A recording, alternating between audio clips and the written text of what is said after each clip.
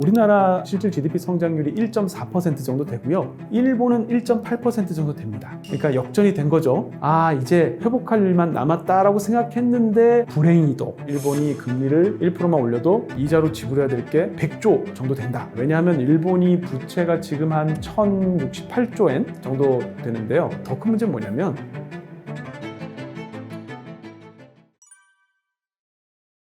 한국외국어대학교에서 일본 경제를 강의하고 또 연구하고 있는 이창민이라고 합니다. 아직 확정치가 발표된 건 아닌데 2023년 우리나라 실질 GDP 성장률이 1.4% 정도 되고요. 일본은 1.8% 정도 됩니다. 그러니까 역전이 된 거죠. 이렇게 한국과 일본의 경제 성장률이 역전된, 그러니까 일본이 한국보다 경제 성장률이 높았을 때가 언제냐면 98년이었습니다. 그러니까 우리가 1997년에 IMF에 구제금융을 신청해서 경기가 굉장히 안 좋았던 게 1998년인데 그때 이후에 25년 만에 다시 일본이 한국을 역전을 한 건데 이게 이제 여러 가지 생각해 볼 수 있겠죠. 일본이 잘해서 그런 건지 우리가 못해서 그런 건지 아니면 이 두 개가 다 있을 수도 있는데 지금 생각해 보면 이 두 개가 다 있었던 거죠. 일단 우리가 못했습니다. 왜 못했냐면 우리는 수출 의존도, 무역 의존도 굉장히 크죠. 그리고 거기에다가 또 특정 국가, 중국 의존도가 크고요. 또 특정 제품, 반도체 의존도 굉장히 크죠. 그러니까 중국 경기가 둔화되고 반도체 수출이 잘 안 되면 우리는 경기가 침체가 될 수밖에 없는 구조인데 작년이 딱 그렇게 됐던 거고요. 반대로 일본은 경기적인 어떤 요소와 구조적인 요소가 둘 다 일본에게 굉장히 유리한 그런 상황이 만들어졌습니다. 예를 들어서 일본이 지금 어떤 상황이냐면 그 코로나19로 인해서 경기가 침체했다가 다시 살아나는, 우리가 경기를 1순환, 2순환, 3순환 이렇게 번호를 붙이거든요. 그 17순환의 확장기에 있어요, 일본이. 그런데 우리도 코로나에서 확장기에 있는데 왜 일본만 그러면 좋았냐라고 하면 우리는 한 1, 2년 정도 만에 코로나 때 이 침체됐던 게 다 회복이 됐는데 일본은 회복 속도가 늦습니다. 그래서 4년 걸려서 이제 겨우 2019년 수준으로 회복이 된 거예요. 왜냐하면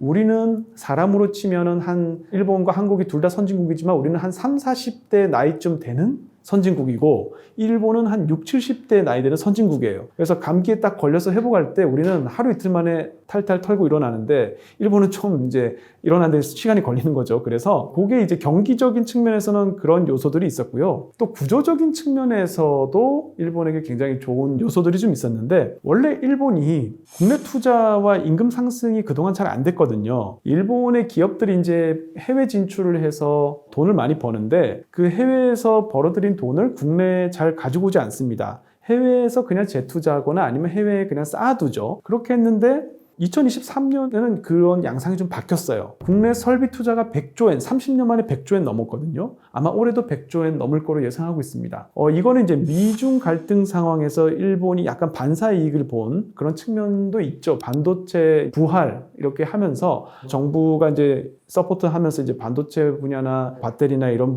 최첨단 분야에 이제 투자가 늘면서 하는 그런 측면도 있고요. 또 기업들이 작년에 이제 춘투에서 임금 인상률이 3.58%였는데 굉장히 공격적으로 임금을 올리고 있거든요. 그래서 이게 30년 만에 민간 기업의 설비 투자도 늘고 또 임금 인상도 되고 하면서 이러한 것들이 구조적인 변화로서 맞물려 들어가면서 일본에게 굉장히 좋은 상황이 돼서 작년에 굉장히 성적이 좋았다 이렇게 정리할 수 있을 것 같습니다. 일본에서 주가가 가장 높았던 때가 언제냐면 1989년 12월 29일 폐장일이에요. 폐장일 때 종가가 38,915엔이었습니다. 그러니까 38,915엔이니까 지금 36,000엔이니까 아직까지 34년이 지난 지금도 최고점을 돌파하지는 못하고 있는 셈입니다. 한 8% 정도 더 가면 돌파할 수 있는데 1989년 12월 29일 날 38,915엔을 기록했을 때 그때 분위기가 어땠냐면 야 이제 새해가 밝으면 그러니까 1990년 1월 1일이 되면 주가 무조건 4만엔 간다. 4만엔은 뭐 그건 너무나 당연한 거고 4만 5천엔 갈까 안 갈까를 두고서 사람들이 내기를 했어요. 애널리스트들이 뭐 대부분은 간다가 많았고 조금 지켜봐야 한다. 4만 원은 넘겠지만 4만 5천 원은 조금 힘들 수도 있다. 뭐 이런 의견도 있었지만 여하튼 4만 원이 넘을 거라는 거를 의심하는 사람이 없었습니다. 그런데 1990년 1월이 되자마자 주가가 폭락하기 시작해요. 그래서 사람들이 처음에는 이게 뭐 조정에 들어갔나? 조정 이후에 좀 오르겠지, 반등하겠지 이렇게 생각을 했는데 2월 달이 되니까 더 떨어지는 거예요. 2월 달에 5,000엔 떨어졌거든요. 그래서 3만 3,000엔대가 됐습니다. 이렇게 되니까 사람들이 이제 패닉이 왔습니다. 그래서 뭐 갑자기 이제 시장에 패닉이 오면서 주식을 막 던지기 시작하는 거예요. 그러면서 주가가 더 곤두박질 치면서 9개월 지났을 때, 그러니까 9월 30일이 되면 2222엔까지 떨어집니다. 48%, 그러니까 최고점에서 48% 수준으로 떨어진 거거든요. 그러니까 반토막이 난 거예요. 9개월 만에. 반토막이 났고요.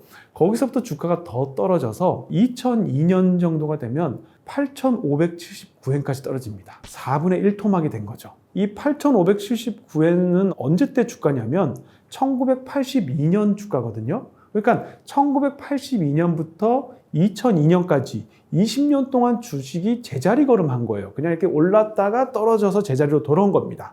엄청나죠? 그런데 이 2002년의 주가가 더 놀라운 것은 2012년까지 그대로 간다는 겁니다. 물론 이제 등락은 있었지만 결국 2012년에도 8,000엔대에 머물러 있습니다. 정리하면 1982년의 주가가 2012년까지 유지된 거예요. 잃어버린 30년. 30년 동안 8,000엔대였던 겁니다. 그런데 주가가 이제 언제부터 오르기 시작하냐면 우리 그 암살당한 아베 신조 총리. 아베 총리가 집권했을 때까지 제2차 아베 내각이 시작됐을 때가 2012년 말인데 그때부터 주가가 살짝 반등하기 시작해서 아베노믹스가 본격적으로 시작할 때 9,000엔으로 시작을 했어요. 그런데 그때부터 지금까지 한 10여 년 이상 지났는데 36,000엔이니까 4배가 오른 셈입니다. 또 엄청나게 많이 올랐죠. 특히 언제 주가가 더 많이 올랐냐면 작년에 엄청나게 올랐습니다. 무려 30%나 올랐습니다. 주가가. 그래서 이렇게 이제 오른 이유는 뭐냐면 일본이 10년 이상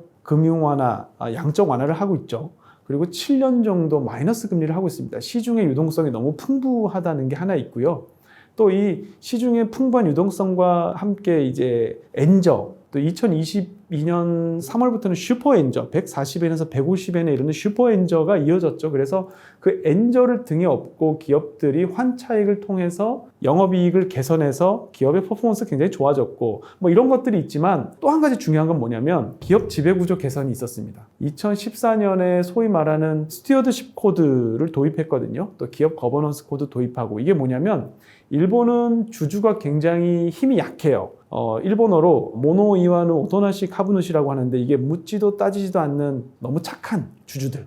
주주의 권리가 굉장히 약한데 그거를 이제 개선하기 위해서 이 기업 지배구조 개선을 2014년부터 시작을 했고요. 그때부터 이제 이 기관 투자자들이 적극적으로 목소리를 내기 시작을 했고 사회이사 선임 비율이 한 절반 정도였는데 최근에는 한 100%까지 다 올랐고요. 프라임에 상장된 기업들 기준으로. 그러면서 이제 기업의 이 가치가 제고되면서 특히 이제 2023년에 도쿄증권거래소가 기업들에게 명령해가지고 자사주 매각해서 기업 가치를 끌어올리는 뭐 이런 것들도 있었죠. 이게 물론 바람직하진 않습니다만 이러한 일련의 하향식 개혁을 통해서 일본의 주가가 이제 많이 올랐습니다.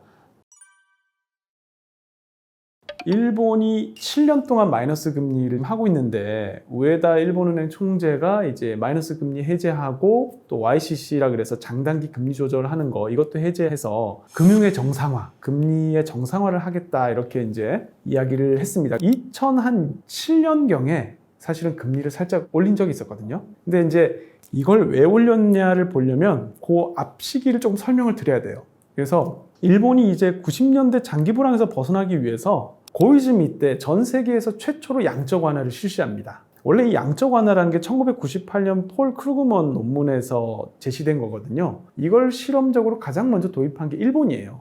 그래서 2001년부터 6년까지 양적 완화를 실시해서 경기가 좋아졌습니다.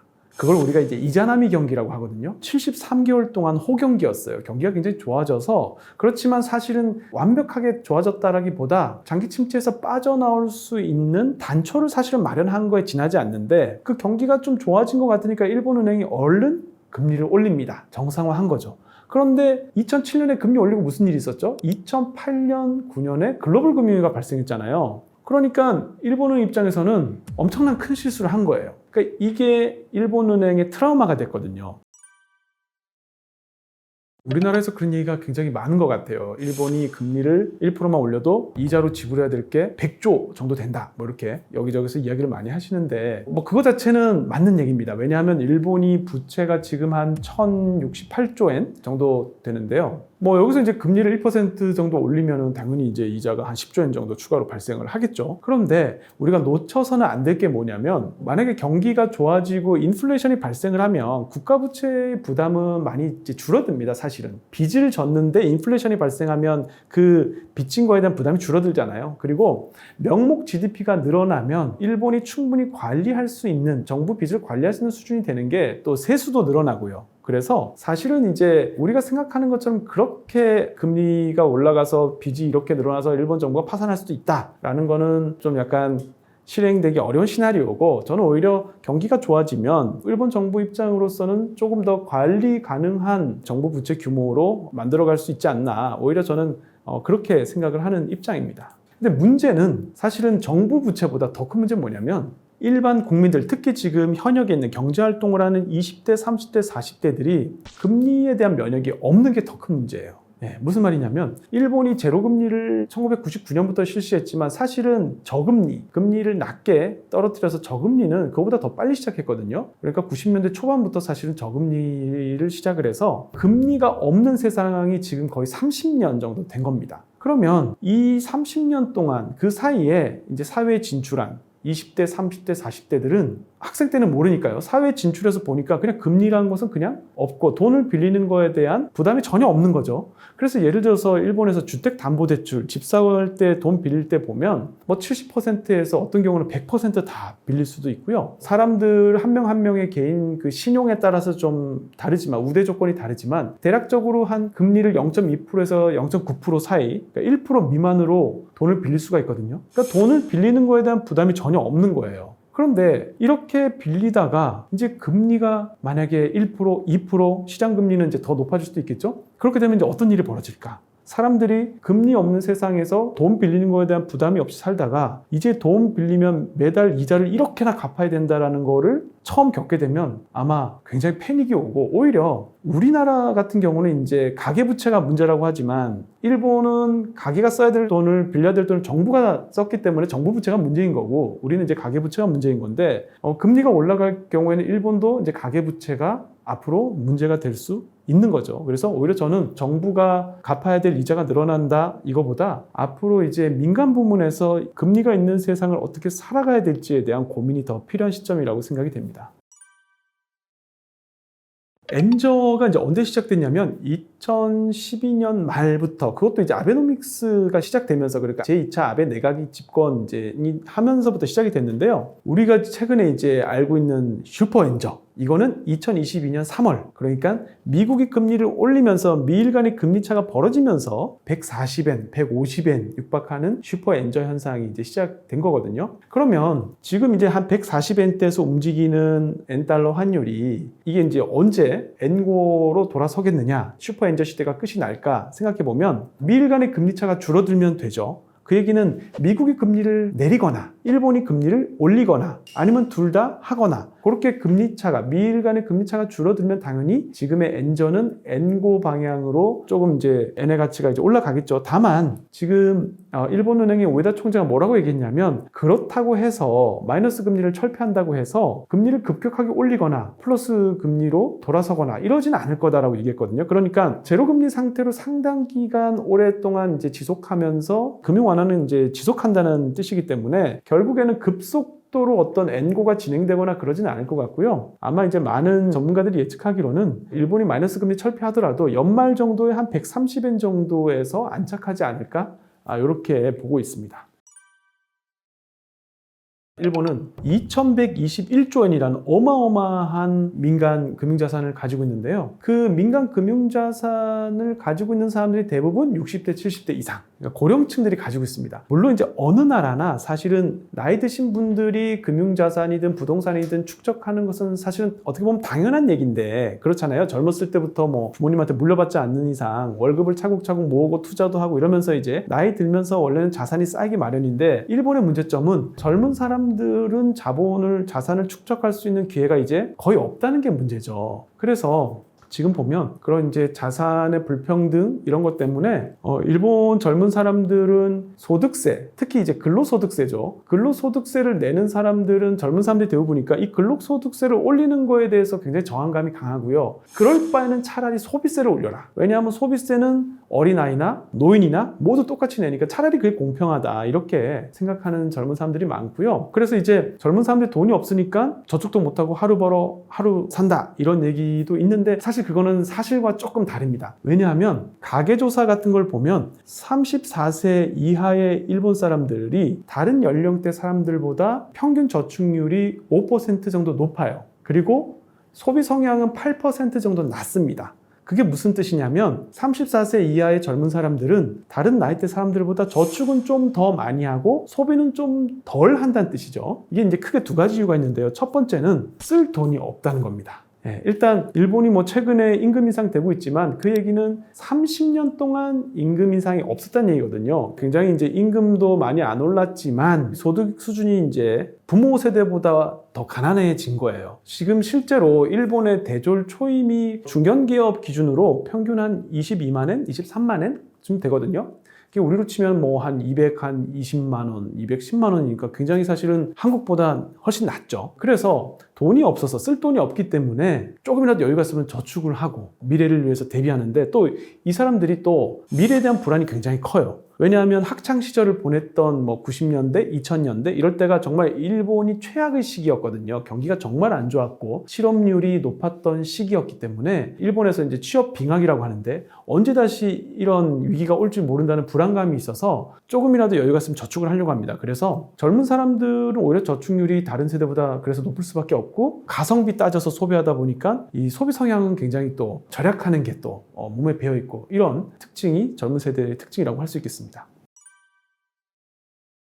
우리는 이제 잃어버린 30년, 30년 장기 침체 이런 말 쓰는데 사실은 이제 30년 동안 다 잃어버렸다고 하기는 좀 어폐가 있고요. 20년? 잃어버린 20년까지는 아마 동의할 수 있을 것 같아요. 이제 연구자들도. 왜냐하면 2010년대부터는 일본이 사실 회복기에 접어들었다고 했잖아요. 그래서 이 2010년대는 일본이 잃어버린 20년에서 벗어나서 회복하는 10년이었다. 이렇게 평가해야 될 것 같고요. 그러면 일본이 어쨌든 왜 20년 가까이 장기 침체를 겪었나 이걸 보려면 90년, 91년 버블 붕괴를 봐야 됩니다. 사실 이제 버블이 붕괴하면 경기 침체가 올 수 있죠. 올 수 있는데 보통 일반적인 경기 침체 같으면 1년이나 2년 만에 사실은 회복을 해야 되는 거죠. 그런데 일본은 버블이 붕괴되고 경기 침체가 한 10년씩 이렇게 갔거든요. 왜 그렇게 됐냐면 은행 시스템 때문에 그래요. 일본은 고도성장기, 안정성장기, 일본이 한참 성장할 때 어떤 식으로 성장했냐면 맨 위에 정부가 있고요. 그 밑에 중앙은행, 그 밑에 이제 시중은행, 그 시중은행들이 담당하는 기업들 이런 식으로 피라미드 구조가 돼 있었습니다. 그래서 모든 기업들은 메인뱅크라고 해서 기업이 자금 조달을 담당하는 은행이 있었어요. 그 은행으로부터 자금을 조달해서 사업을 했던 거죠. 그래서 사실은 기업이 자금 조달할 때 주식도 있고 채권도 있고 뭐 은행 차입도 있고 세 가지 방식이 있겠지만 일본 기업들은 주식이나 채권보다는 전부 다 은행 차입을 통해서 해결했고 정부는 은행을 통해서 기업을 지배할 수가 있었던 거죠. 그래서 그 과정을 통해서 정부가 원하는 산업정책, 그러니까 기간산업이나 수출산업에게 자원을 몰아줄 수도 있고요. 그런 식으로 이제 경제가 성장해 왔는데 90년, 91년에 버블이 붕괴되니까 이제 자산 가격이 폭락을 했죠. 자산 가격이 폭락을 하니까 이제 기업들이 도산할 위기에 처했습니다. 이제 이걸 이제 밸런스 시트 불황이라고 하는데 자산 가격이 폭락을 해서 기업이 도산해야 되는데 기업이 도산하면 그 기업에게 대출을 해준 은행도 위험해지잖아요. 그러니까 이 은행이 어떻게 했냐면 그 기업 도산하지 않도록 도와주기 시작합니다. 추가 대출을 해줘요. 그래서 이게 좀비 기업이 됩니다. 그 좀비 기업이 뭐냐면 영업이익으로 이자도 못 갚는 기업들을 좀비 기업이라고 하거든요. 그러니까 이자를 못 갚으니까 은행이 추가 대출을 해줘요. 이거 빌려줄 테니까 좀 더 버텨봐. 그래서 파산해야 될 기업이 연명하고 은행은 불량 채권을 잔뜩 끌어안은 채로 계속해서 은행도 같이 연명하는, 그러니까 좀비 기업, 좀비 은행이 된 채로 그렇게 연명해 가는 거예요. 그래서 사실은 1, 2년 안에 단기에 침체를 겪고 회복을 해야 되는데 그 회복을 하지 못하고 밸런스 시트 불황, 대차 대조표 불황 상태에서 은행과 기업들이 서로 물린 상태에서 한 6, 7년 쭉 가는 겁니다. 그래서 이 폭탄이 언제 터지냐면 1997년에 터져요. 이때 일본이 은행 위기를 겪거든요. 야마이치 증권이라고 4대 증권사 중에 한 곳이 파산을 합니다. 그러면서 은행들도 파산하고 금융기관 여러 곳이 파산하면서 금융 빅뱅이 이후에 이제 일어나는 거죠. 그래서 이 불량채권을 정리를 하는데 이 불량채권이 언제 다 정리가 되냐면 2006년경에 가야지 다 정리가 됩니다. 그러니까 90년, 91년에 발생한 버블 때문에 그 버블을 극복해야 되는데 그러지 못하고 은행과 기업이 서로 이제 물리면서 맞물리면서 좀비 기업과 좀비 은행이 된 상태로 쭉 가다가 97년에 위기로 완전히 터졌는데 그걸 정리하고 수습하는데 몇 년이 걸리면서 2006년이 돼야 비로소 이 사이클이 이제 끝난 거예요. 그래서 이제 일본은 회복할 일만 남았다라고 생각했는데 불행히도 2008년, 9년에 글로벌 금융위기가 터지죠. 그래서 다시 한번 나락으로 떨어지고 그 이후에 2011년 동일본 대지진이 또 터지면서 다시 한번 충격을 받죠. 그러니까 앞에는 일본이 금융 시스템 때문에 사실은 경기 침체가 오래 간 건데 이 뒷부분에는 운도 안 좋았어요. 그러면서 이게 잃어버린 20년이 된 겁니다. 90년, 91년부터 2011년까지 20년 동안 일본이 장기 불황을 겪게 된 거예요. 그러고 나서 등장한 게 이제 아베노믹스고 아베노믹스를 실시하면서부터 조금씩 사실은 양적 완화, 구조 조정 이런 걸 하면서 일본이 이제 상황이 조금씩 개선이 됐고요. 그게 이제 2023년에 여러 가지 경기적 요인이 맞물리면서 굉장히 좋은 실적이 나타났다. 이렇게 정리할 수가 있겠습니다. 3단 논법으로 두 가지 전제를 생각해야 됩니다. 어떤 거를 전제하고 있냐면 첫 번째, 일본의 장기 불황은 아마도 저출산 고령화 문제에서 시작됐을 것이다. 한국도 저출산 고령화 문제를 겪고 있다. 그러면 한국도 일본처럼 장기 침체를 따라가지 않을까라는 사실은 그 전제로 하는 질문이거든요. 그런데 방금 제가 말씀드린 것처럼 일본의 장기 침체는 저출산 고령화가 핵심 요인이 아니고요. 은행 시스템 붕괴, 금융 시스템 붕괴, 이게 사실은 핵심 요인이거든요. 그러니까 한국이 일본의 장기 침체를 따라갈 이유는 없죠. 다만 일본의 장기 침체의 부분 요소로서 저출산 고령화의 영향을 받은 거는 사실입니다. 왜냐하면 일본이 그 장기 침체를 겪는 과정 중에 이 잠재 성장률이 계속 떨어지거든요. 그 잠재 성장률 떨어지는 원인 중에 하나가 노동시간 감소하고 총 요소 생산성의 증가율이 감소가 있었는데 거기에 이제 저출산 고령화가 연동이 돼 있는 거죠. 하지만 아까도 말씀드린 것처럼 일본의 장기 침체는 금융 시스템이 문제를 일으키고 붕괴되는 과정에서 발생한 거고 거기에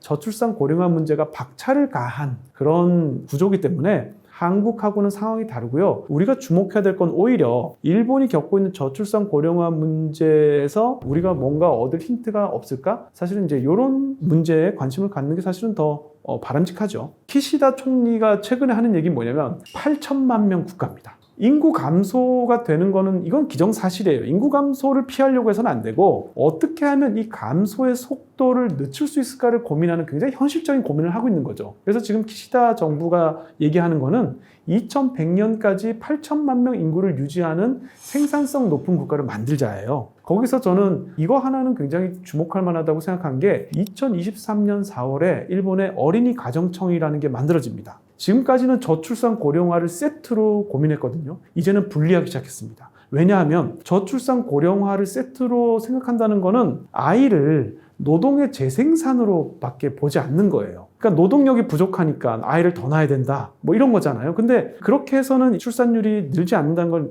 이해한 거죠. 그래서 일본에서는 작년부터 완전히 오롯이 정말 아이의 복지 차원에서 아이가 어떻게 하면 행복하게 살 수 있을까? 부모가 어떻게 하면 행복하게 아이를 더 낳을 수 있을까를 고민하는 책임 있게 이제 정책을 시행할 수 있는 부서를 따로 만든 거죠. 그게 이제 어린이 가정청입니다. 우리도 이제 이런 부분들을 좀 고민해 봐야 되지 않나. 이런 생각이 듭니다. 80년대까지 일본의 반도체 산업은 굉장히 융성했었죠. 품질에 집착하는 어떤 제조업의 특성 때문에 반도체가 몰락의 길을 걸었다 이런 설명도 있는데 그게 결국에는 일본의 발목을 잡고 있다라고 지금도 비판하는 사람도 있거든요. 일본에 보면 이제 100년 된 기업, 200년 된 기업, 심지어 이제 1000년 이상 된 기업도 7개, 8개 정도 있는데요. 이렇게 이제 오랫동안 기업들이 이렇게 대를 이어서 할 수 있었던 거는 이제 여러 시스템이 사실은 갖춰져 있기 때문이기도 한데, 예를 들면은 옛날에 이제 에도 시대에 이런 게 있었습니다. 한 10살이나 11살쯤 되는 아이를 뽑아서 가게에서 먹고 자고 하면서 이제 기술을 익히게 해서 그걸 우리가 대치라고 부르는데, 그 아이가 한 17살, 18살쯤 되면 테다이라고 정직원으로 이제 승진을 시키고요. 한 30살 넘어가면 만토라고 해서 지점장을 시켜요. 근데 이제 지점장이 될 수도 있고, 아니면 이제 독립을 해가지고 자기가 따로 나가서 프랜차이즈죠. 기업에 이제 똑같은 이름을 쓰면서 프랜차이즈를 차릴 수도 있는데, 이 만토 중에 또 똘똘한 사람을 뽑아서, 보통 이제 대를 잇는다는 것은 혈연 관계, 장자 상속, 큰 아들한테 보통 물려주는데, 큰 아들이 좀 예를 들어서 뭐 비즈니스 감각이 없거나 그러면 둘째나 셋째한테 물려주기도 하고, 또 아들이 없으면 사위한테 물려주는 경우도 있는데, 이 만토를 사위로 삼는 경우도 있습니다. 그래서 결국에는 이게 혈연 비혈연을 떠나서 오랜 기간 동안에 이제 일본 기업들이 대를 이어서 이렇게 영속적으로 가업을 계승할 수 있는 기반이 돼 있고요. 사실 모노즈쿠리라고 하는 거는 90년대에 사실 주목을 받은 이야기거든요. 왜냐하면 일본이 원래 제조업은 강국이었죠. 제조업 강국으로 사실 고도 성장기에 전자제품을 필두로 하는 여러 가지 제조업으로 성장을 했는데, 그게 이제 90년대 이후에 사실은 금융업으로 산업 구조가 전반적으로 시프트가 됐어야 되는데, 그렇게 사실은 못했거든요. 그렇게 못하고 잘하는 제조업만 계속해서 끌고 가서 그때는 굉장히 비판을 많이 받았어요. 이게 산업 구조가 3차 산업 위주로 서비스업과 금융업으로, 그러니까 미국처럼 이렇게 산업이 구조 변환돼야 되는데, 일본은 아직도 물건 만들기에 머물러 있다라고 해서 처음에는 제조업에서 벗어나야 된다고 생각하다가, 그러다가 가만히 생각해 보니까, 아니 이게 일본의 제조업이라는 게 굉장히 독특한 성격이 있다, 굉장히 중요하다. 그 이유는 첫 번째는 제조업이 굉장히 고용 창출 효과가 있죠. 일본에서 고용 창출 효과가 있고, 두 번째는 일본의 제조업은 단순히 물건 만들기가 아니다. 사실 그 모노즈쿠리라는 게 제조를 일본어로 물건 만들기라는 걸로 완전히 순 일본어로 이제 풀이를 한 건데, 단순한 물건이 아니라 뭐 여러 가지 해석이 있습니다만 장인 정신이 결합된, 그래서 뭐 혹자는 거기에 이제 타마시라 그래서 혼을 불어넣은 물건 만들기 뭐 이렇게 얘기하는데, 굉장히 숙련된 노동자가 아주 미세 조정을 하면서 그 물건을 기계로 결합했을 때는 나오지 못하는 어떤 품질까지 최상의 품질을 끌어올리는 그런 의미가 포함되어 있거든요. 그래서 사실은 제조업의 재발견이라고 할 수 있고, 거기서 이제 모노즈쿠리라는 단어가 탄생을 했고, 또 그 부분에 굉장히 매력을 느끼는 일본인들이 또 많아요. 뭔가 도의 경지로 생각을 하는 거죠. 일본은 뭐든지 도가 되거든요. 차를 마시는 게 차도가 되고, 검도가 있고요. 유도잖아요. 그런 식으로 물건 만들기도 이제 뭔가 도의 경지로 끌어올려서 굉장히 기술이 집약적이고 품질에 집착하는 어떤 그런 일본 독특한 문화가 만들어졌습니다. 그래서 그게 이제 모노즈쿠리의 지금 이제 성격이 됐죠. 그래서 사실은 그 모노즈쿠리에 대해서 굉장히 찬미하는 사람도 있지만, 그게 결국에는 일본의 발목을 잡고 있다라고 지금도 비판하는 사람도 있거든요. 그래서 사실은 찬반 양론이 있습니다. 이 장인 정신이 일본의 발목을 잡은 사례는 너무너무 많아서 뭐 이거 책으로 써도 몇 권을 쓸 정도인데, 대표적인 거 하나를 말씀드리면은 전기차 에리카 프로젝트가 또 대표적인 일본의 발목을 잡았던 장인 정신입니다. 일본이 그 전기차 산업의 진출이 늦었다고 보통 알려져 있거든요. 일본은 처음부터 그럼 전기차를 안 만들었나 하면 그건 아니고, 처음에는 다른 나라들처럼 열심히 전기차를 만들려고 했습니다. 심지어 어떤 분야는 좀 앞서 있었어요. 2003년에 게이오 대학을 중심으로 38개 기업이 모여서 에리카 프로젝트라는 걸 시작했거든요. 전기차를 만들었는데 2004년에 만든 전기차가 에리카였는데 성능이 굉장히 뛰어났습니다. 바퀴가 8개 있는 전기차였는데요. 최고 시속이 370km, 제로백이라고 하죠. 우리 멈춰 있다가 100km까지 이렇게 순간 속도를 내는 그 시간도 거의 스포츠카급이었습니다. 그런데 우리가 가만히 생각해 보면 이게 좀 이상한 거예요. 왜냐하면 도대체 전기차를 왜 만들려고 했을까 생각해 보면, 결국 환경오염 이슈 때문에 전기차를 우리가 만들려고 한 거잖아요. 그런데 일본 사람들은 환경오염만 해결되면 되는 걸로는 만족이 안 되는 거예요. 이게 기존의 내연기관차보다 뭔가 뛰어나야지 우리가 전기차를 만드는데 보람이 있지, 그냥 전기차를 만들어서는 의미가 없다. 그러니까 점점 더 여기에 이제 집착을 하게 되는 거죠, 기술에. 그래서 스포츠카보다도 속도도 빠르고 승차감도 좋고 그러면서 뭐 충전 속도도 빠르고 하여튼 뭐가 됐든지 최고의 성능을 구현하려고 하는 시도를 계속해서 이어갔고요. 문제는 이게 시장성이 너무 없었다는 겁니다. 이 에리카가 한 대 3천만 엔, 3억 정도 했거든요. 그러니까 이게 팔릴 수가 없죠, 만들어도. 결국에는 이 시장성이 부족해서 2017년에 이제 회사도 이제 청산하고 에리카 프로젝트는 완전히 이제 없어졌습니다만, 이런 식으로 이제 과잉 품질에 집착하다 보니까 정말 이제 본말 전도가 된 거죠. 자동차를 왜 만들까? 왜 만들어야 되지라는 그 목적 자체를 잊어버리게 된 거죠. 그런 사례는 뭐 이거 외에도 너무나 많습니다. 아날로그 시대에 머무르고 있는 이유는 아날로그가 좋아서 머무르고 있는 게 아닙니다. 아날로그를 벗어나고 싶은데 잘 안 되는 거예요. 왜 그러냐면 범용기술이라는 말이 있습니다. 범용기술이라는 게 뭐냐면 그 시대의 어떤 표준적인 기술이면서 동시에 보완적인 발명들로 이어질 수 있는 그런 기술이거든요. 범용기술이 1차 산업혁명 때 범용기술은 증기기관이었습니다. 그다음에 2차 산업혁명 때 범용기술은 내연기관하고 전기 모터였어요. 거기서 이제 보완적인 발명이 전기 세탁기, 그 다음에 자동차가 되겠죠. 3차 산업혁명은 우리가 이제 알다시피 컴퓨터, 인터넷이었는데, 요 1차 산업혁명과 2차 산업혁명에서 일본은 굉장히 성공적으로 그 물결에 올라탔습니다. 그리고 전 세계를 리드하는 제조 국가가 됐죠. 그런데 문제는 이 3차 산업혁명을 제대로 올라타지 못했어요. 왜냐하면 이 3차 산업혁명이 발생했을 때 마침 일본은 1990년대였거든요. 그 1990년대는 일본이 버블이 붕괴되고 장기 침체에 빠지는 순간이었기 때문에 이 3차 산업혁명인 인터넷과 컴퓨터가 보급될 때 충분한 투자를 해서 모두가 이걸 갖춰야 되는데 이 인프라스트럭처가 갖춰지지 않은 거죠. 그렇다 보니까 꼭 80년대 일본이 최전성기였을 때의 시스템, 팩스하고 도장하고 종이거든요. 그 시스템이 그 이후에도 계속 이어지는 거예요. 왜냐하면 이게 네트워크 외부 효과가 필요하거든요. 무슨 말이냐면 내가 연락을 하기 위해서 뭐 이메일을 쓰려고 하는데 5명이서 서로 이제 프로젝트를 하는데 이메일을 쓰면 누구는 컴퓨터가 없고 누구는 뭐 MS 워드가 안 깔려 있고 이러면 메일로 연락을 주고받을 수가 없잖아요. 그러면 야, 누구든지 다 가지고 있는 게 뭐지? 생각해보면 팩스는 다 가지고 있어.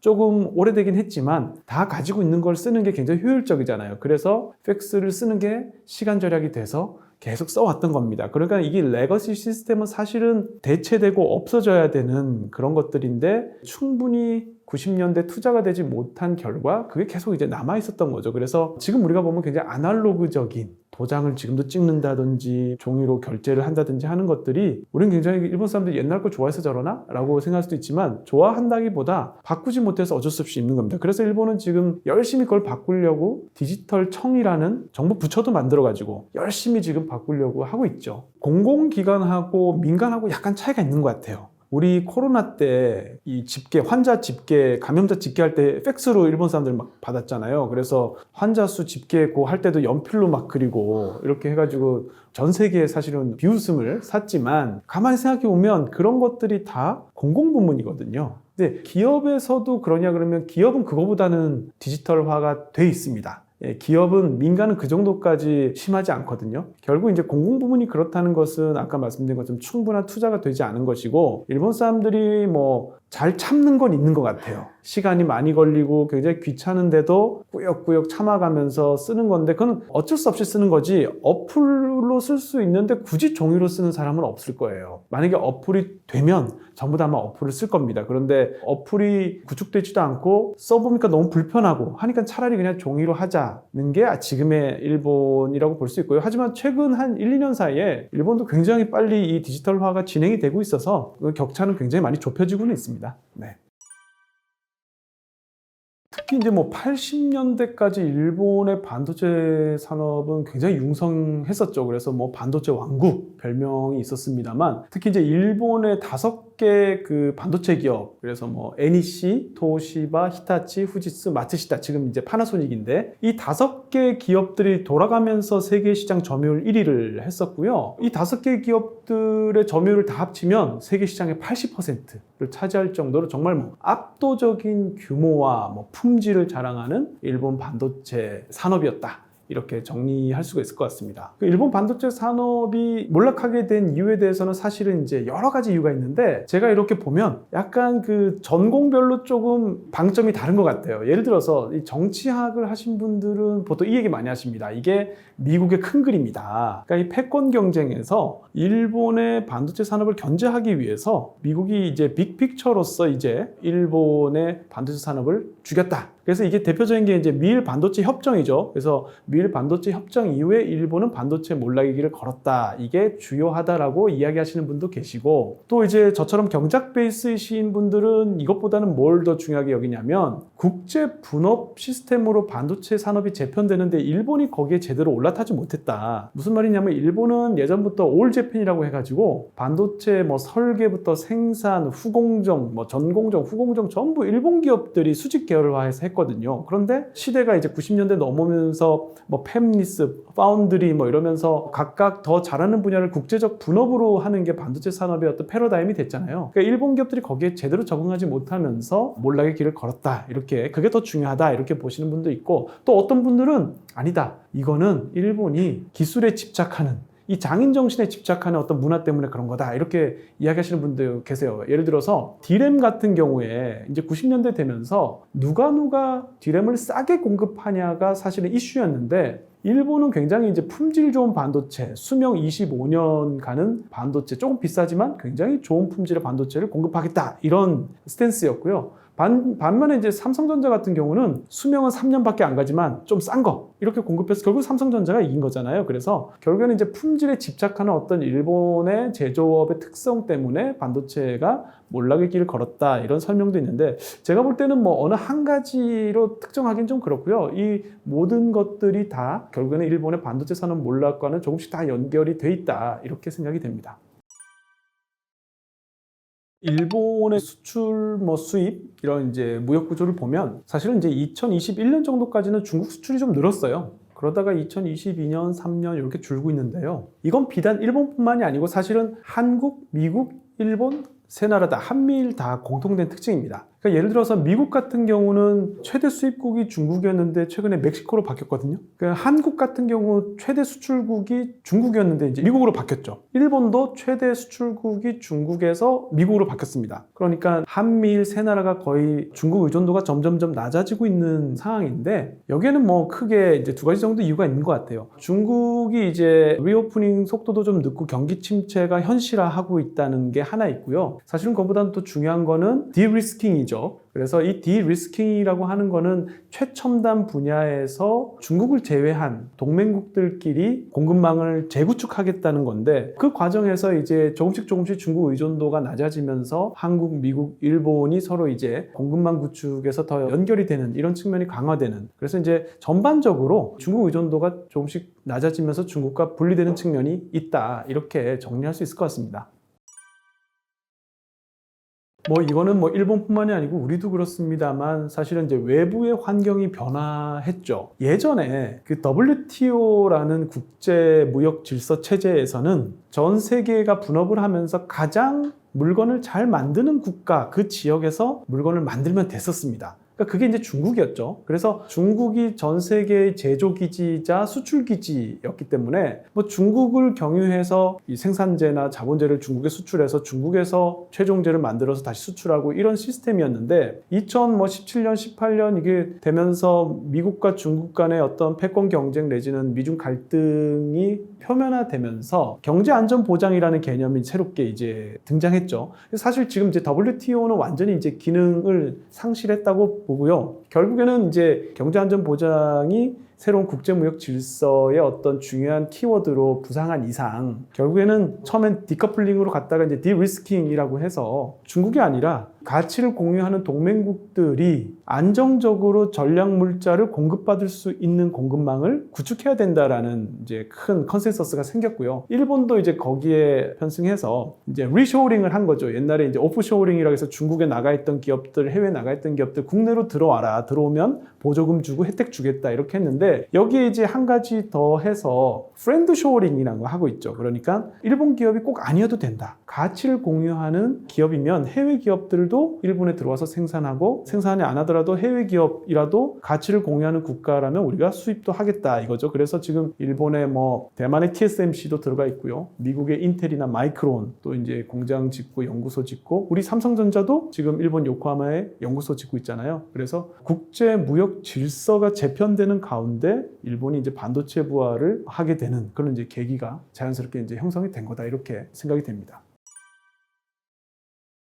그 일본이 이제 반도체 산업에 부활할 것이냐 아니냐 이거는 굉장히 뭐 여러 의견이 사실은 있는데요. 그 의견들을 다 좀 정리할 필요가 있는 것 같아요. 일단 성공할 것이다라고 이야기하시는 분들의 가장 중요한 어떤 근거는 일본이 변했다입니다. 아까 말씀드린 것처럼 일본은 올 재팬이라고 해가지고 일본 기업들끼리 수직 계열화해서 반도체를 생산하려고 했는데 그걸 버렸잖아요. 그러니까 오픈 이노베이션 하고 프렌드 쇼어링 해가지고 미국하고도 대만하고도 뭐 한국하고도 함께 또 일본 국내에 외국 기업 TSMC가 반도체 공장 짓고 하는데도 보조금 주고 마이크론이 짓는데도 뭐 주고 이러면서 가치를 공유하는 동맹국이면은 어느 기업이나 상관없이 일본에 와서 공장 짓고 연구소 지어라 이렇게 이제 바뀐 거죠. 그래서 이제 일본이 또 주목할 만한 게 이게 라피더스라는 도전이잖아요. 라피더스라고 해가지고 뭐 8개 기업이 힘을 합쳐서 정부가 또 전폭적인 지원을 하면서 일본의 이제 최첨단 반도체죠. 10나노 이하의 최첨단 반도체를 지금 만들려고 하는데 계획으로는 2027년경에 2나노 제품을 생산하겠다라고 지금 목표는 얘기했는데 사실은 이게 불가능할 거다라고 보는 분들이 많은 것 같아요. 왜냐하면 기술적으로 이게 가능할까? 물론 이제 IBM으로부터 기술 공여를 받고 하지만 그동안 생산을 안 했던 나라에서 갑자기 이거 공장 지어서 2나노 생산하는 거 이거 쉽지 않을 거다 이렇게 보는 사람들이 많은 것 같고요. 저는 사실 이거보다 더 큰 문제가 인력 부족이 더 큰 문제라고 생각을 해요. 왜냐하면 지금부터 한 10년 동안 반도체 전문가가 한 3만 5천 명 정도 필요하다고 합니다. 그런데 이제 막 대학에서 관련 과들 만들어서 졸업생들 배출하려고 하는데 그동안 반도체 생산 안 하다가 이제 부랴부랴 해서 과연 매년 배출할 수 있는 전문가가 몇 명이 될지도 의구심이 좀 있고 사실은 그 전문가들을 교육시키고 하려면은 외국에서 훌륭한 선생님들, 전문가들 모셔와야 되는데 지금 일본의 임금 수준에서 그 정도 퀄리티가 있는 전문가들 모셔오기 굉장히 어렵거든요. 뭐 미국이나 뭐 다른 나라에 돈 더 많이 주는 데 가지 일본의 그 저임금을 받으면서 일본에 올 것 같지 않아서 그게 쉽지 않을 것 같고 또 예전에 이 라피더스 같은 방식으로 해서 실패한 케이스가 있어요. 엘피다 메모리라고 예전에도 똑같이 이제 몇몇 민간 기업들이 의기투합하고 정부가 전폭적인 지원을 해서 반도체 기업을 유지하려고 했는데 결국 이게 이제 팔리고 이제 기업이 정리가 됐거든요. 근데 왜 그랬냐면 사공이 많으면 배가 산으로 간다고 거버넌스에 문제가 생긴 거예요. 여러 기업들이 참여하다 보니까 모두의 기업은 누구의 기업도 아닌 거죠. 어떤 문제가 생겼을 때 그걸 해결할 수 있는 거버넌스에 문제가 이제 생기면서 해결할 수 없게 되는 거예요. 그래서 이번에 그 라피더스도 사실은 어떤 위기에 봉착하면 그런 거버넌스 문제가 생기지 않을까? 이런 이제 예측도 가능하고 해서 사실은 막 7대3 정도로 어려울 것이다 라고 보는 사람들이 많긴 합니다만 뭐 그래도 예단할 수는 없는 거니까 우리는 이제 한국 기업들과 때로는 협력하고 때로는 경쟁하는 관계 속에서 우리가 이제 일본의 변화 이런 것들을 좀 주의 깊게 앞으로도 계속 관찰해야 될 것 같습니다. 토요타 그룹의 이제 데이터 부정, 토요타가 문제가 생기면 토요타 한 곳에서 끝나는 게 아니라 일국의 국가 경제에 영향을 미칠 수 있을 정도의 사실은 파급력이 있는 그런 기업이죠. 이런 문제는 계속 또 일어나지 않을까 이렇게 보고 있습니다. 이번에 이 토요타의 부정 사건은 굉장히 큰 이슈임에도 불구하고 주가는 떨어지지 않고 있습니다. 왜 그럴까 궁금해하시는 분들이 많은데 토요타 그룹과 그 계열사들로 이루어진 그러니까 토요타 그룹이라고 하죠. 토요타 그룹의 이제 데이터 부정, 품질 부정 또는 뭐 인증 부정 해가지고 이제 부정 행위가 광범위하게 일어났다 이런 사건이 좀 있었는데요. 사실 이게 최근 3, 4년 사이에 거의 매년 일어나고 있어요. 예를 들어서 2021년에는 토요타 렉서스 대리점 판매점에서 일본 말로는 이제 차검이라고 하는데 자동차 검사에서 이제 데이터 부정이 좀 있었고 그 다음 해인 2022년에는 히노 자동차라고 있습니다. 이거는 이제 트럭을 만드는 토요타 계열사인데요. 여기서 이제 또 인증 시험 관련해서 이제 연비 조작이나 이런 부정이 좀 있었고 2023년에도 이번에 이제 다이하츠 공업이라는 또 계열사가 있는데요. 여기서 이제 또 여러 가지 또 광범위한 부정 발각이 됐고, 같은 해 이제 아이치 제강이라고 있는데, 여기 이제 도요타 자동차에 이제 강제를 공급하는 또 계열사인데, 여기서도 이제 규격에 맞지 않는 강제를 써서 또 그게 발각이 됐거든요. 그리고 올해 24년 1월경에는 도요타 자동직기라고 하는 또 도요타 계열의 회사가 있는데, 여기는 뭐 하는 회사냐면 자동차에 공급하는 엔진을 만드는 회사인데요. 여기서 또 이제 엔진 분사 실험과 관련한 데이터 부정이 이렇게 일어났습니다. 그래서 그 최근 한 3, 4년 사이에 거의 매년 일어나다시피 하는 사고인데, 여기 이제 공통점이 있어요. 공통점이 뭐냐면 인증 시험에서 이제 부정행위가 일어났다는 거거든요. 도요타의 부품을 말하자면 납품하는 계열사가 도요타가 제시한 인증을 통과해야 되는데, 거기서 이제 데이터를 좀 마사지하는 이런 일이 이제 일어난 거죠. 그래서 이제 관련해서 보니까 최근뿐만이 아니고 굉장히 광범위하게 도요타 그룹 내에서 또 오랫동안 이런 이제 부정이 있어 왔다는 것이 최근에 밝혀졌습니다. 예를 들어서 다이하츠 공업 같은 경우는요, 연비뿐만이 아니고 충돌 시험 데이터라든지 뭐 에어백이라든지 뭐 자동차 관련된 거의 모든 분야에서 그런 데이터의 마사지 행위가, 소위 말하는 마사지거든요. 이렇게 데이터를 보기 좋게 다듬는 행위가 어떤 거는 1989년부터 30년 넘게 계속 지금 일어나고 있었다는 게 밝혀져서요, 충격을 주었고, 사실 그 본진이라고 할 수 있는 도요타 자동차 자체도 2009년에서 10년 굉장히 유명한 사건이 있었거든요. 미국 캘리포니아에서 브레이크 페달에 문제가 생겨서 1000만 대를 이제 대량 리콜을 해야 되는 사태가 있었기 때문에, 사실은 이런 도요타 그룹 내의 부정이라는 것은 꽤 오래전부터 종종 있어 왔다, 이렇게 볼 수 있겠습니다.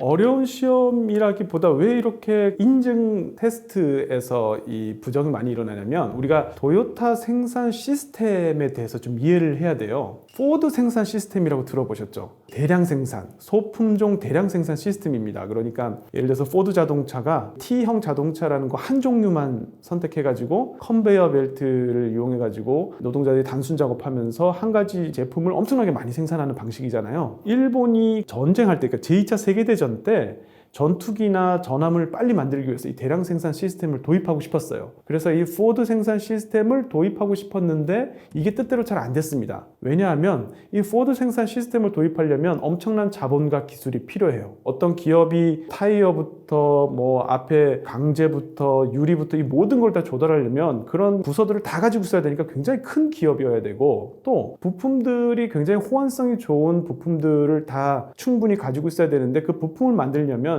정밀 기계공업이 굉장히 높은 수준으로 발달해야 되거든요. 그런데 이런 조건을 달성하기가 굉장히, 당시 일본은 1940년대 그걸 만들 수가 없어서 어떻게 했냐면, 대기업이 최종 조립을 담당하고 부품을 공급하는 계열 기업들, 뭐 중소기업들이죠. 그래서 많은 중소기업들이 계열 관계를 가지면서 대기업에 부품을 공급하는 이런 시스템을 만들어서 대량 생산을 할 수 있게 됐어요. 이게 전쟁이 끝나고 나중에 도요타 생산 시스템이 됩니다. 그러니까 기본적으로 최종 메이커, 그러니까 최종 조립을 하는 대기업과 부품을 공급하는 계열 기업들이 함께 하나의 시스템을, 생산 시스템을 이루고 있는 거예요. 근데 이게 장기에 걸쳐서 대기업과 중소기업 또는 대기업과 계열 기업 간의 관계를 맺다 보니까 대기업이 계속해서 이제 납기라든지 생산 뭐 단가라든지 이런 거에 대한 요구를 합니다. 예를 들어서 납기를 좀 더 당겨달라, 또는 뭐 단가를 좀 더 낮춰달라. 그런데 부품 공급하는 입장에서는 대기업의 요구를 거절하기는 어렵죠. 오랫동안 관계를 맺어왔고 또 계속해서 이 거래를 이어가려면 결국에는 그 요구를 수용할 수밖에 없고, 그렇다 보니까 이제 무리를 하게 되고, 그러다 보면 이제 데이터를 좀 가공해서, 시간이 없다 보니까 그냥 가공해서 이렇게 보기 좋게 이렇게 해가지고 올려보내고, 이런 게 반복됐던 거죠. 특히 이번에 문제가 됐던 다이하츠 공업 같은 경우는요, 그 관계자의 말에 따르면 이 도요타의 납기에 대한 요구가 너무나 부담이 커서 그게 너무 스트레스였다, 이런 얘기를 하거든요. 결국에는 이제 대기업이 요구하는 제한을 맞추기 위해서 보기 좋게 데이터를 가공하면서 그런 이제 부정이 계속 일어나는, 어떻게 보면 도요타 생산 시스템 그 자체가 가지고 있는 구조적인 문제, 이렇게 또 생각할 수가 있겠습니다. 메이커인 대기업과 부품을 공급하는 중소기업 내지는 계열 기업들이 장기간의 거래 관계를 유지하면서 오다 보니까 대기업 입장인 도요타가 납기나 뭐 생산 단가나 그 다음에 생산 품질에 대해서 요구를 하면 중소기업들이 그걸 이제 맞추는 과정에서 서로 이제 커뮤니케이션 문제도 발생을 하고, 또 조직 자체가 이제 소통이 힘든, 마치 명령 하달을 하면 밑에서는 꼭 그걸 지켜야 되는 이런 식의 문화가 되고, 그래서 이제 도요타 아키오, 지금 이제 도요타 그룹 회장이 공식으로 사과도 하고 했습니다만 이거 자체가 토요타 생산 시스템이 가지고 있는 태생적인 한계인 측면이 있기 때문에 그렇게 쉽게 고쳐질 거라고 보는 사람도 이제 많이 없습니다. 사실은 이게 이런 문제가 불거졌지만 앞으로도 이런 문제는 계속 또 일어나지 않을까 이렇게 보고 있습니다. 네. 자동차라는 산업이요. 특히 일본 같은 경우는 최종 조립하는 대기업 메이커뿐만이 아니고 이제 서플라이어라고 해서 우리로 치면 이제 1차 협력사, 2차 협력사 이래서 일본어로 이제 스소라고 하는데 이게 굉장히 폭넓은 거의 모든 산업에 영향을 미치거든요. 그래서 사실은 토요타가 문제가 생기면 토요타 한 곳에서 끝나는 게 아니라 관련된 기업들, 납품하는 기업들, 뭐 지역 사회에 이르기까지 굉장히 광범위하게 사실은 지역 경제를 넘어서서 이제 일본 일국의 국가 경제에 영향을 미칠 수 있을 정도의 사실은 파급력이 있는 그런 산업이고 또 그런 기업이죠. 네. 사실은 동남아에 더 영향을 미칠 수 있는 거는 작년 12월에 있었던 다이하츠 공업의 이제 부정인데, 왜냐하면 이 다이하츠 공업은 동남아에 굉장히 공장이 많거든요. 그래서 다이하츠 공업에서 발생한 부정 사건 때문에 동남아에 있는 5개 국가, 그러니까 태국, 말레이시아, 인도네시아, 베트남, 캄보디아 이렇게 5개 국가의 6개 차종에 대해서 생산 정지가 됐고요. 동남아 같은 경우 이제 토요타가 다이하츠에게 생산을 주문했거나 아니면 다이하츠에서 생산한 엔진을 부착한 토요타 자동차가 지금 출하 정지가 된 건데, 이게 지금 토요타가 동남아에서 생산하는, 전체 아시아에서 생산하는 자동차 중에 지금 출하 정지된 게 한 5% 정도 되거든요. 그래서 이제 이게 결코 적은 숫자는 아닌데, 게다가 지금 동남아 같은 경우는 일본 차에 대한 로열티가 굉장히 높아서 점유율이 한 80% 정도 되거든요. 그래서 동남아에서는 이번에 이 토요타 그룹 내에서 발생한 부정, 그리고 그로 인한 출하 정지, 이걸 굉장히 유의 깊게 살펴보고 있는 단계고요. 그래서 이제 우리나라 하고는 어떤 관계가 있을까 이렇게 생각을 해보면, 예전에 2009년에 토요타가 이 미국 캘리포니아에서 이제 브레이크 페달 문제로 대량 리콜 사태가 벌어졌을 때, 그때 이제 한국 차들이 미국에 많이 팔렸거든요, 미국에서. 그래서 이번에도 동남아에 이제 일본 토요타 자동차의 출하 정지가 됐으니까 한국 차들이 동남아에 좀 많이 팔리지 않겠나, 그런 교두보를 마련할 수 있지 않을까 이런 예상을 하시는 분들도 있는데, 그거는 뭐 쉽지 않을 것 같습니다. 왜냐하면 아까도 말씀드렸던 것처럼 동남아에서 일본 차에 대한 신뢰도, 뭐 로열티, 이 점유율이 굉장히 높아서 쉽사리 이제 한국 차가 그 시장을 뚫고 들어가는 게 쉽지 않을 것 같고, 대신에 그보다 더 중요한 변화를 생각해 볼 수 있을 것 같아요. 지금 1년에 벌어진 이런 토요타 부정을 계기로 해서 자동차 산업의 구조적인 변환이 좀 더 빨리 올 수 있지 않을까 하는 이야기를 하는 사람들이 있습니다. 무슨 말이냐면, 이 토요타 생산 시스템이라는 것은 기본적으로 토요타가 최종 조립을 하고 중요한 파트, 부품을 다른 협력업체, 계열사한테서 공급을 받는 입장이잖아요. 그래서 공급을 받으면 매우 숙련된 노동자가 그 부품과 부품을 파인 튜닝이라고 미세 조정을 해서 굉장히 완성도가 높고 품질이 좋은 자동차를 생산하는 그런 시스템인데, 지금 이제 그걸 우리가 이제 통합형 또는 뭐 인테그럴형 이렇게 얘기하는데요. 지금 우리가 전기차 같은 경우는 테슬라가 대표적이지만 모듈형이라고 해서 뭐 그렇게 숙련된 노동자가 뭔가 미세 조정을 할 필요가 없거든요. 그런데 지금 이런 토요타 시스템, 토요타 생산 시스템에서는 계속해서 이제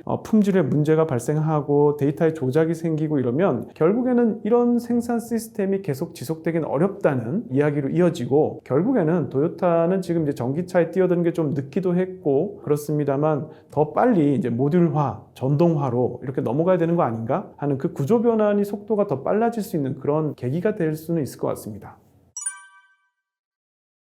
지금 이제 토요타가 뭐 작년에 전 세계에 판매한 자동차가 한 1,100만 대인데 지금 4년 연속 세계 1위, 판매 자동차 수가 세계 1위입니다. 지금 2위인 독일의 폭스바겐보다 200만 대 많고요. 토요타가 역대 팔아왔던 자동차 숫자를 쭉 봐도 작년에 제일 많이 팔았어요. 그러면서 이제 영업이익, 매출액, 뭐 주가도 이제 정말 연일 최고가를 이제 최고 기록을 갱신하고 있는데, 예를 들어 이제 주가만 봐도 사실 2021년까지는 우리 삼성전자가 토요타 자동차보다 거의 2배 가까이 많았거든요, 시가총액이. 그런데 올해는 비슷하거나 조금 역전했습니다. 오히려 토요타 자동차가 삼성전자보다 덩치가 커졌어요. 물론 이제 시가총액이라고 하는 것은 주가가 굉장히 뭐 등락폭이 오르락내리락 심하고 또 환율 문제도 있고 하니까 단순 비교는 어렵지만, 그 정도로 토요타가 최근 들어서 굉장히 이제 이제 호성적을 좋은 성적을 보여주고 있고요. 여기서 재밌는 거는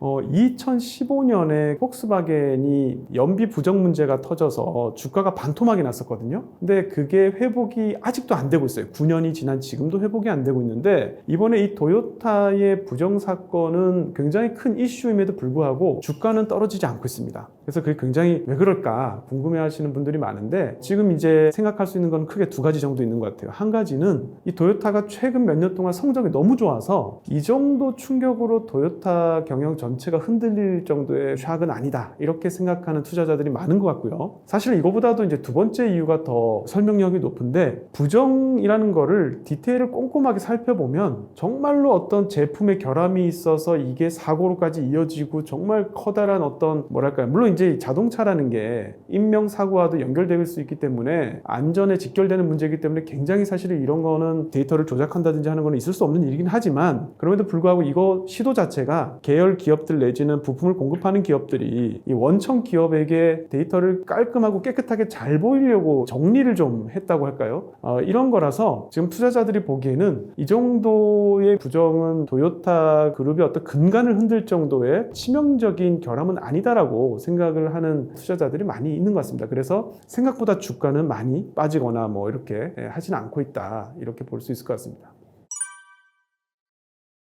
장인정신 그 자체에 무슨 문제가 생겼다기보다 운영 방식이나 평가 방식에서 문제가 생긴 것 같아요. 왜냐하면 이 지금 현재 토요타 그룹의 회장인 토요타 아키오라는 사람이 사장이 된 게 2009년이거든요. 그런데 이 2009년은 토요타 그룹에 있어서 굉장히 힘든 해였습니다. 2008년, 9년 글로벌 금융위기가 발생을 했고요. 또 2009년, 10년은 토요타에서 대량 리콜 사태가 있었기 때문에 정말 기업이 가장 힘든 순간에 이 토요타 아키오 씨가 토요타 자동차를 이끄는 수장이 됐고요. 그러고 나서 이 토요타를 수렁에서 건져내서 제2의 전성기를 이제 맞이하게 된 건데 그 성공이 사실은 지금 약간 독이 되고 있다 이런 평가가 있습니다. 그 이후로부터 한 10여 년 이렇게 지나면서 이 토요타 아키오 씨 같은 경우는 굉장히 그 내연기관에 또 뭔가 이 집착하는 자부심을 가지고 있었거든요. 그래서 전기차로 옮겨가는 전 세계의 흐름에 대해서 홀로 이제 그러니까 하이브리드죠. 하이브리드에 더 이제 집중하면서 사실은 전기차 생산에 뛰어드는 것도 좀 늦고 그런데 이제 나중에 전기차 수요가 좀 감소하면서 하이브리드라는 선택에 맞았다라는 이제 평가를 받으면서 이제 토요타 아키오 씨는 더 이제 본인의 어떤 성공 공식에 대한 확신을 가지게 됐고 그게 이제 최근 한 10여 년 동안 토요타의 기업 조직의 문화를 굉장히 경직적으로 만들었다는 평가가 있습니다. 그래서 쉽게 얘기하면 부하 직원이 상사한테 이거는 안 된다 또는 뭐 다른 거를 해보면 안 되겠냐 이런 제안도 할 수 없고 거절할 수 없는 분위기가 기업 내에 지금 형성이 됐다 그런 분위기다라는 내부의 또 이야기도 있고요. 지금 토요타 아키오 씨 별명이 벌거벗은 임금님이거든요. 그러니까 주변에서 쓴소리 할 사람이 아무도 없는 거예요. 그래서 너무 독단적이고 기업 문화가 너무 경직돼 있고 이런 것들이 결국에는 장인정신이라는 게 사실은 잘만 운영되면 정말 고품질의 제품을 만들어낼 수 있는 장점인데 이게 이제 한 발 잘못 벗어나면은 평가나 운영 방식이 잘못되면 이게 오히려 독이 돼서 지금의 이제 토요타에서 발생하는 여러 이제 부정 사건들 일어나고 있는 이런 문제를 일으킬 수 있는 거 아닌가 하는 생각이 듭니다. 네.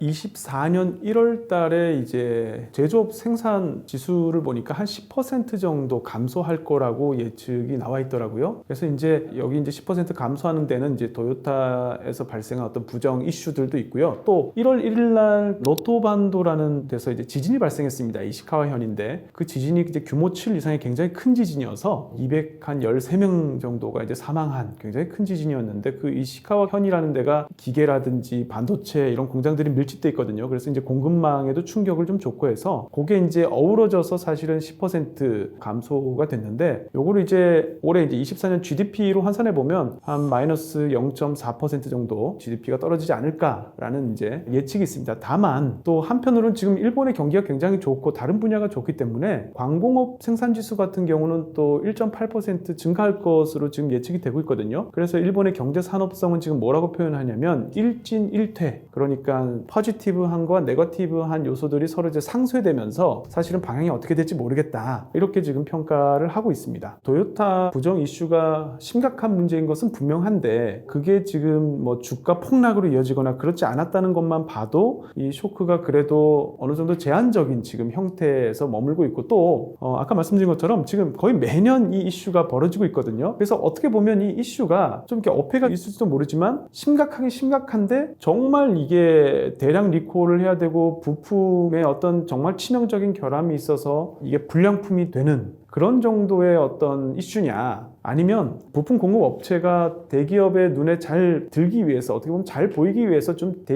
시험 데이터를 마사지하는 뭐 이런 그러니까 이게 잘한 거다는 뜻은 전혀 아니지만 어느 정도 치명타냐라고 생각했을 때는 또 이제 일본 경제 전체에 엄청난 충격을 줄 정도의 충격은 아니라는 거죠. 다만 지금 이게 위험한 게 거의 매년 토요타 부정이 지금 뭐 1년에 한두 건씩 벌어지고 있는데 이게 앞으로도 계속해서 벌어진다면 사실 이거는 걷잡을 수 없을 수도 있거든요. 2009년, 10년처럼 대량 리콜 사태로 만약에 이게 번지거나 하면은 일본 경제에 굉장히 치명적인 영향을 미칠 수도 있다고 봅니다.